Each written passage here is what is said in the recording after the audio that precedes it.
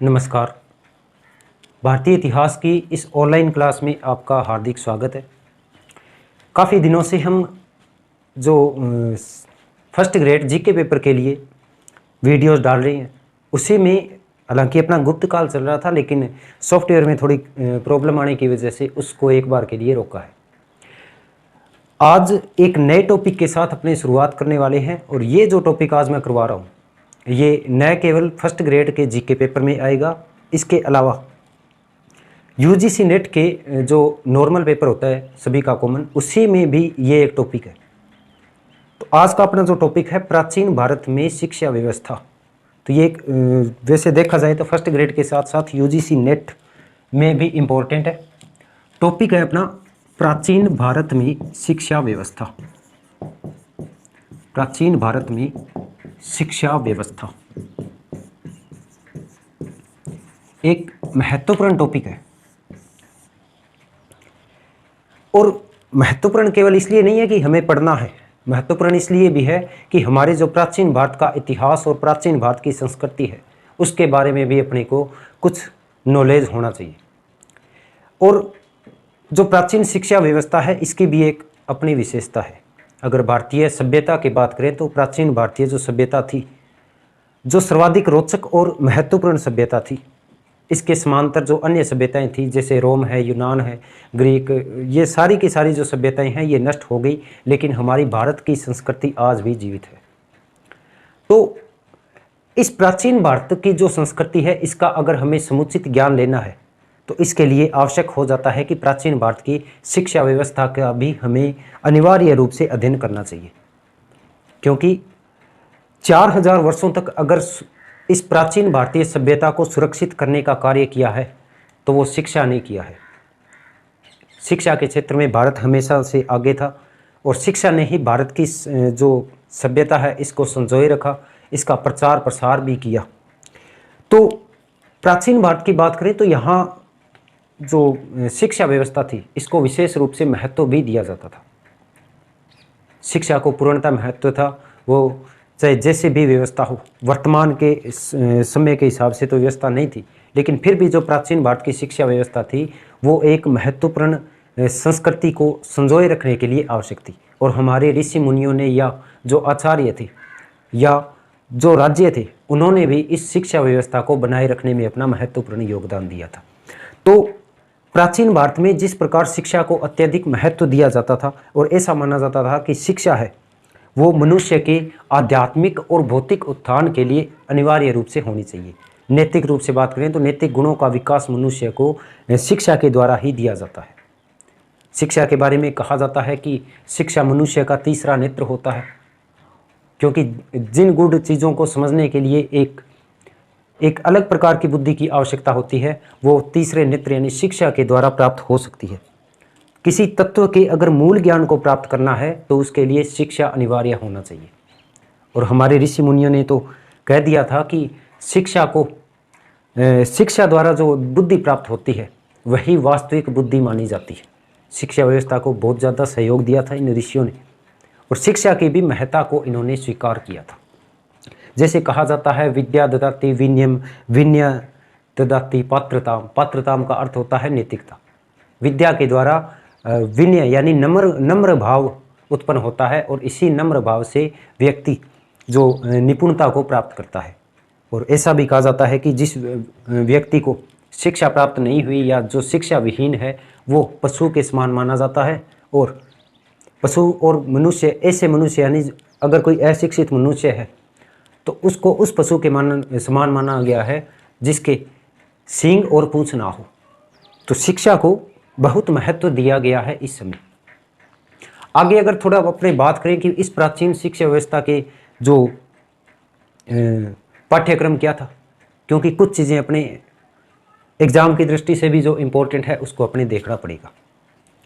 तो प्राचीन भारत में जो शिक्षा व्यवस्था थी, इस शिक्षा व्यवस्था का पाठ्यक्रम बहुत बड़ा पाठ्यक्रम था। जैसे अपने बात करें कि इसका जो पाठ्यक्रम क्या था, तो पाठ्यक्रम है ये युग के अनुसार चेंज होता जाएगा। जैसे सबसे पहले अगर हम बात करें ऋग्वैदिक काल की, ऋग्वैदिक काल या पूर्व वैदिक काल, तो इसमें वैदिक साहित्य के अध्ययन पर बल दिया जाता था। सबसे पहले अपने इसको कुछ खंडों में बांटेंगे। जैसे पहला है ऋग्वेदिक काल। ऋग्वेदिक काल या इसी को कहा जाता है पूर्व वैदिक काल, क्योंकि वैदिक काल के दो भाग किए गए हैं। तो ये जो ऋग्वेदिक काल था, इस ऋग्वेदिक काल में वैदिक साहित्य के अध्ययन पर बल दिया जाता था। वैदिक साहित्य, इसके अलावा अगर हम बात करें तो इतिहास, पुराण, ज्योतिष,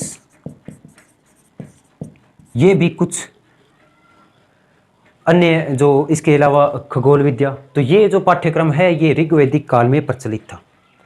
अब जब ऋग्वेदिक काल के बाद उत्तर वैदिक काल की स्थापना होती है तो इस उत्तर वैदिक काल में ब्राह्मण साहित्यों की भी रचना हुई। तो उत्तर वैदिक काल यानी इसके बाद का जो काल था, इसमें ब्राह्मण ग्रंथ भी जोड़े गए। तो अगला जो भाग था उत्तर वैदिक काल। इस उत्तर वैदिक काल में इस पाठ्यक्रम के अतिरिक्त ब्राह्मण साहित्य भी जोड़ दिए गए, ब्राह्मण ग्रंथ। और इसके बाद जब उपनिषद और सूत्र काल आता है, इसके बाद का जो काल था वो था उपनिषद। जब उपनिषदों की रचना हुई या इसी को सूत्र काल कहा गया।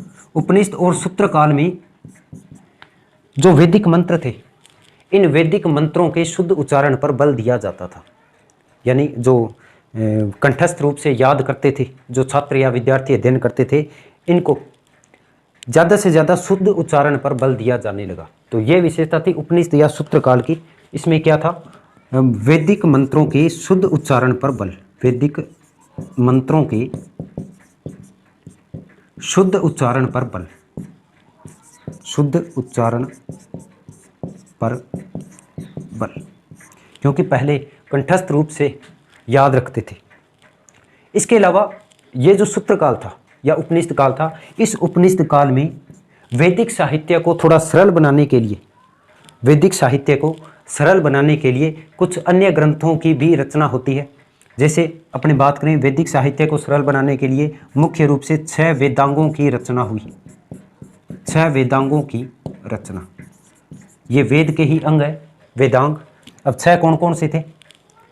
6 वेदांगों की रचना जो होती है, पहला जो वेदांग था वो था शिक्षा, दूसरा था कल्प, तीसरा था छंद, चौथा था निरुक्त, पांचवा था व्याकरण। शिक्षा, कल्प, छंद, निरुक्त, व्याकरण और एक था ज्योतिष। तो इन 6 वेदांगों की भी रचना होगी इस समय सूत्र काल में, और इन मंत्रों के उच्चारण, शुद्ध उच्चारण पर बल दिया जाता था। इसके बाद जब सूत्र युग का बाद आया और सूत्र युग के बाद अधिकाधिक विषय इसमें जोड़े गए, सूत्र काल समाप्त हो गया और इस सूत्र के काल के बाद, यानी सूत्र काल के बाद, इसके बाद पाठ्यक्रम और भी विस्तार से हो गया। जैसे 4 वेदों का अध्ययन, 4 वेद, 6 वेदांग, 4 वेद, 6 वेदांग, 14 विधाएं, इसके अलावा 64 कलाएं और अन्य जो महाकाव्य है या जो भी ग्रंथ है, इनके अध्ययन पर बल दिया जाता था। तो सूत्रकाल के बाद तक तो पाठ्यक्रम और भी विस्तारित रूप से हो गया। ध्यान रखना, इन 64 कलाओं का जो उल्लेख है ये वात्स्यायन के कामसूत्र में भी मिलता है, वात्स्यायन के कामसूत्र में मिलता है। और ऐसा माना जाता है कि एक सुसंस्कृत महिला के लिए उसे 64 कलाओं में निपुण होना आवश्यक है। अब 64 कलाओं में चाहे वो नृत्य है या पाक कला है या वस्त्र से संबंधित है, वस्त्र परिधान, तो इन सभी 64 कलाओं को भी इस शिक्षा व्यवस्था में शामिल कर लिया गया। हालांकि इसके अलावा ललित, विस्तार और कादंबरी में भी 64 कलाओं का वर्णन मिलता है। तो ये था अपना प्राचीन भारत में शिक्षा व्यवस्था का जो पाठ्यक्रम था। पहले अपने बात की थी थोड़ी सी, उसके बाद पाठ्यक्रम ऋग्वेदिक काल में वैदिक साहित्य, इतिहास, पुराण और खगोल विद्या, ज्योतिष उत्तर वैदिक काल में ब्राह्मण ग्रंथों की रचना होगी तो उसे पाठ्यक्रम में शामिल कर लिया गया। उपनिषद और सूत्र काल था, इसमें वैदिक मंत्रों के शुद्ध उच्चारण पर बल दिया जाने लगा। इसके अलावा इसी काल में 6 वेदांगों की रचना होती है और यह 6 वेदांग थे शिक्षा, कल्प, छंद, निरुक्त, व्याकरण और ज्योतिष। और सूत्र काल के बाद तो पाठ्यक्रम और भी विस्तारित हो गया, जिसमें 4 वेद, 6 वेदांग, 14 विधाएं और 64 कलाओं को भी शामिल कर लिया गया। तो एक बहुत बड़े पाठ्यक्रम का अध्ययन करवाया जाता था और ऐसा माना जाता था कि व्यक्ति को संपूर्ण नॉलेज दे दिया जाए। तो ये था इसके पाठ्यक्रम से संबंधित। इसके बाद अगर हम बात करें कि प्राचीन भारत की जो शिक्षा व्यवस्था थी, इस शिक्षा व्यवस्था में क्या पद्धतियाँ रही होगी, तो पद्धतियों की अगर हम बात करेंगे पद्धतियों की।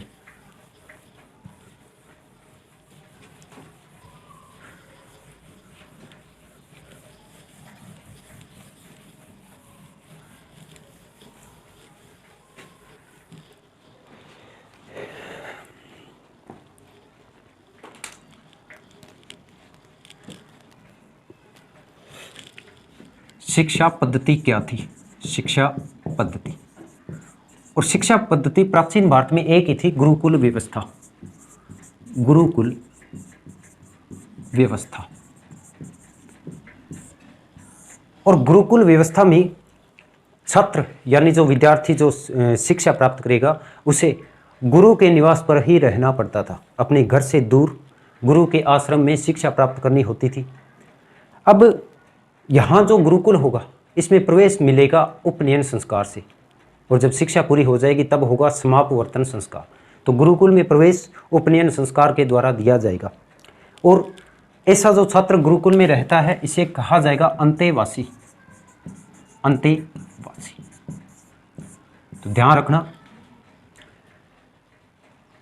अंतेवासी के साथ साथ एक शब्द और मिलता है आचार्य कुलवासी, क्योंकि यहाँ से जो ऑब्जेक्टिव टाइप क्वेश्चन है वो बनने की पूरी संभावना होती है। गुरुकुल व्यवस्था में यानी गुरु के आश्रम में जो बच्चा शिक्षा लेने जाएगा इस बच्चे को कहा जाएगा अंतेवासी या आचार्य कुलवासी भी कहा जाएगा। इस गुरुकुल में प्रवेश जो लिया जाएगा, प्रवेश लेते समय उपनयन संस्कार होगा। उपनयन संस्कार, और सामान्यतः ये 8 से 10 वर्षीय बालक का हो जाता था। उपनयन संस्कार होने के बाद जो छात्र होगा वो गुरु के आश्रम में चला जाएगा, वहीं से शिक्षा पूर्ण करके वापस फिर अपने घर को आएगा। और यहाँ गुरुकुल में अनुशासन में रहना पड़ता था, अनुशासन आवश्यक था। इसके अलावा गुरु की सेवा करना आवश्यक था। गुरु के जो आश्रम के जो कार्य थे उनमें भी कार्य करना पड़ता था, और पूरी तरह से ब्रह्मचर्य व्रत का पालन करना भी आवश्यक था। और हालांकि व्यवस्था ही ऐसी थी कि उस समय अनुशासन में भी छात्र रहता था। बहुत से ऐसे छात्रों के नाम भी मिलते हैं। लेकिन इस गुरुकुल व्यवस्था का प्रमुख उद्देश्य क्या था? तो प्रमुख उद्देश्य में ध्यान रखना कि शिक्षक जो होता है, इस शिक्षक का बच्चे के मस्तिष्क पर पूरी तरह से प्रभाव पड़ता है। जो गुण शिक्षक में होंगे बच्चे वही गुण स्वीकार करेंगे। तो गुरु के हमेशा सानिध्य में रहेगा तो गुरु जैसा आचरण उसके मन में जरूर आएगा। पहला उद्देश्य था ये। दूसरा, घर से दूर रहने पर उसे आत्मनिर्भर बनने में सहायता मिलती थी, और वो आत्मनिर्भरता की भावना से अपनी जो लाइफ है, अपना जीवन है, वो जीवन यापन करता था। तो इसके लिए भी गुरुकुल व्यवस्था आवश्यक थी। और तीसरा, उसे यानी छात्र को अनुशासन में रखने के लिए घर से दूर रहना आवश्यक था। घर से दूर जो बच्चा रहेगा उसमें आत्मनिर्भरता की भावना आएगी, और इसके साथ ही उसमें अनुशासन की प्रवृत्ति का भी उदय होगा। तो गुरुकुल व्यवस्था के बहुत से ऐसे फायदे भी थे। अब शिक्षा की बात करें तो इन गुरुकुलों में प्राय निःशुल्क शिक्षा दी जाती थी, और ऐसी व्यवस्था थी कि कोई भी जो आर्थिक रूप से कमज़ोर है या जो गरीब बच्चा है वो शिक्षा से वंचित ना रह पाए। शिक्षा पूरी तरह से निःशुल्क होती थी। हालांकि शिक्षा पूर्ण होने के बाद अनिवार्य रूप से दक्षिणा देना आवश्यक था, और दक्षिणा देते भी थे। तो केवल दक्षिणा ही प्राप्त की जाती थी, बाकी जो शिक्षा थी वो पूरी तरह से निःशुल्क थी। हालांकि ऐसा नहीं था कि शिक्षक है वो कभी पैसे नहीं लेता था। कुछ ऐसे भी आचार्य थे जो शुल्क यानी शिक्षण शुल्क प्राप्त करके बच्चों को शिक्षा देते थे, और कालिदास ने ऐसे शिक्षकों को ज्ञान का व्यवसायी भी कहा है। हालांकि वर्तमान संदर्भ में देखें तो शिक्षण शुल्क ही लिया जाता है, और पूरी तरह से व्यवस्था बदल चुकी है। हालांकि सरकार के द्वारा निःशुल्क शिक्षा का प्रावधान भी है, ठीक है। तो उस समय प्राचीन भारत में शिक्षा शुल्क थी, लेकिन बच्चे से शिक्षा पूर्ण होने के बाद दक्षिणा ली जाती थी। और कुछ ऐसे भी शिक्षक थे जो शुल्क वसूल करते थे, जिन्हें कालिदास ने कहा था ज्ञान का व्यवसाय। शिक्षा को निःशुल्क मानने के पीछे यही उद्देश्य था कि शिक्षा जो प्रदान करना है वो एक पुनीत कार्य है, और उस समय खर्चे भी कम थे। आश्रम की व्यवस्था को छात्र बना देते थे अनुशासन के द्वारा, चाहे उसका कोई निर्माण कार्य है। इसके अलावा उनके भोजन की व्यवस्था या तो राज्य के द्वारा हो जाएगी या उन्हें कुछ गांव मिले हुए होते थे। इसके अलावा छात्र भिक्षा भी लेके आते थे, और भिक्षा के द्वारा भी इन छात्रों का जो भोजन व्यवस्था है वो पूरी हो जाती थी। इसके अलावा जो धनी विद्यार्थी थे, वो धनी विद्यार्थी भी इस शिक्षा व्यवस्था में अपना पूर्ण योगदान भी देते थे। तो शिक्षा की ऐसी कोई व्यवस्था नहीं थी कि अगर पैसा है तो ही शिक्षा प्राप्त हो। शिक्षा पूरी तरह से निःशुल्क थी, और राज्य के द्वारा भी गुरुकुलों को भूमि दान दिया जाता था, उसे धन दान भी दिया जाता था, ताकि आचार्य को भी ऐसे गुरुकुल चलाने में कोई कठिनाई ना हो, ठीक है। तो ये थी अपनी गुरुकुल व्यवस्था। और गुरुकुल व्यवस्था के बाद अगर अपने देखें कि इनकी परीक्षा कैसे होती थी, उपाधियां कैसे मिलती थी, तो हालांकि ऐसा वर्तमान जैसे कोई परीक्षा नहीं होती थी और ना ही कोई उपाधियां थी। हालांकि स्नातक की एक उपाधि मिलती थी। बच्चा जैसे ही शिक्षा पूरी कर लेगा उसका होगा समापवर्तन संस्कार। समापवर्तन संस्कार, और समापवर्तन संस्कार होने के बाद उसे विद्वानों की परिषद के समक्ष उपस्थित होना पड़ता था। और यहाँ पर जो विद्वानों की परिषद होती थी वो इस बच्चे से गूढ़ प्रश्न पूछते थे। विद्वान मंडली होती थी और इन गूढ़ प्रश्नों का उत्तर ये छात्र देता था, और इसके बाद मान लिया जाता था कि उस बालक की शिक्षा व्यवस्था पूरी होगी। कभी कभी उसके आचरण का अध्ययन भी किया जाता था, ठीक है। उपाधियों का अभाव था। हालांकि मध्यकाल में उपाधियां शुरू भी होगी। बंगाल के जो पाल शासक थे वो इन पढ़े लिखे छात्रों को उपाधियां भी प्रदान करते थे। तो आज की अपने जो मुख्य बातें की थी प्राचीन भारत की शिक्षा व्यवस्था के बारे में, थोड़ा आपने पढ़ा है। इसके बाद अपना अगली जो वीडियो आएगी उसमें अपने पढ़ेंगे कि प्राचीन विश्वविद्यालय या स्कूल गुरुकुल जो भी थे उनके बारे में अपने विस्तार से चर्चा करेंगे। आज के लिए इतना ही, धन्यवाद। ये जो क्लास है ये यूजीसी नेट और स्कूल व्याख्याता फर्स्ट पेपर के लिए इम्पोर्टेंट है, ठीक है। तो आप थोड़ा ध्यान रखना। धन्यवाद।